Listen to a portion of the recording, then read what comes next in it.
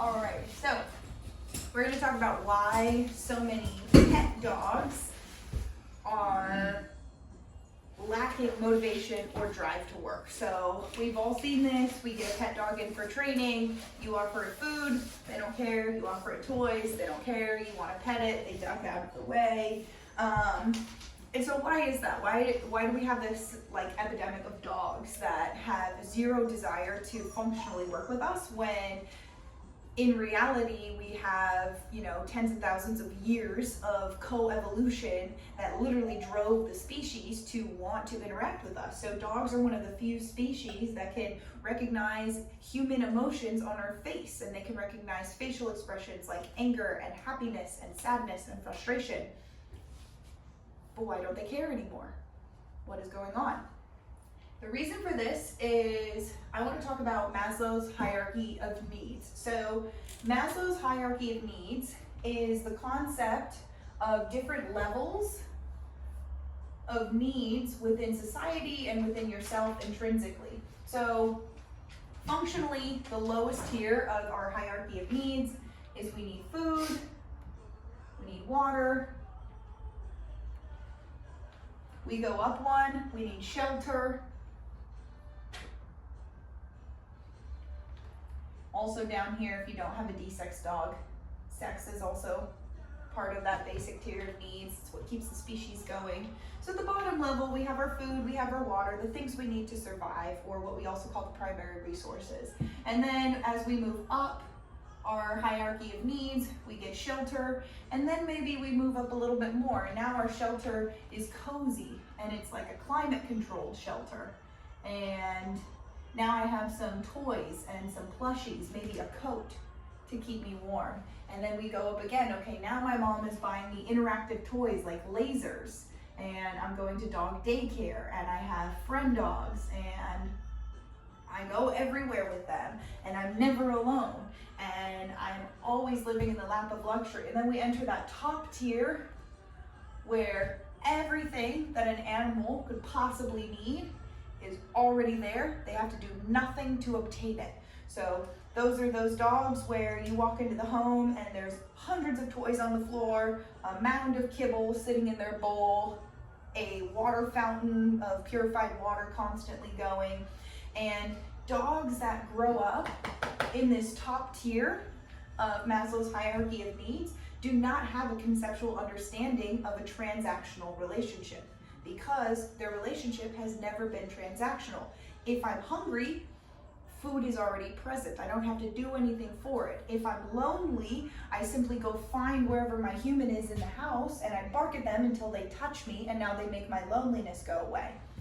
The tricky thing with raising dogs here is these dogs lose their ability to be self-sufficient, and they become extremely codependent. So if every time my dog is hungry, he can just immediately go over to wherever the mound of food is and he can feed himself. Well, now I just knocked out food as a motivator or something I can use in training. If anytime my dog feels bored, he can come find me in the house and he can bark at me until I throw a ball or I pet him. Now we're taking away another motivator I can use in training, play or engagement. So now I can't use play or I can't use engagement to train my dog. Let's say my dog has never once in his entire life been bored. Boredom is terrifying. If you don't know how to handle boredom, it becomes terrifying. So the more luxury we bestow upon our dog for free, the less motivators we will have to use in training, and the more pressure we will need to then use to obtain behaviors. So most of the people who have a dog that live in that top tier of Maslow's hierarchy of needs, clearly they want their dog to have everything that it needs. They love their dog, they want to dote on their dog, and they want to spoil their dog. But those are also the dogs that we can't use any of these motivators in training, so we have to go straight into a NEPO system or an aversive training system, where the only thing now we can use is the release of pressure to train that dog. And when we do just pressure release with that dog, we get a very flat dog.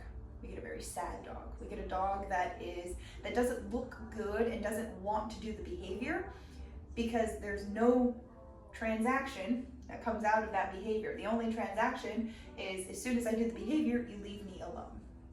So how do we build this in our pet dogs? Well, first step is board and train.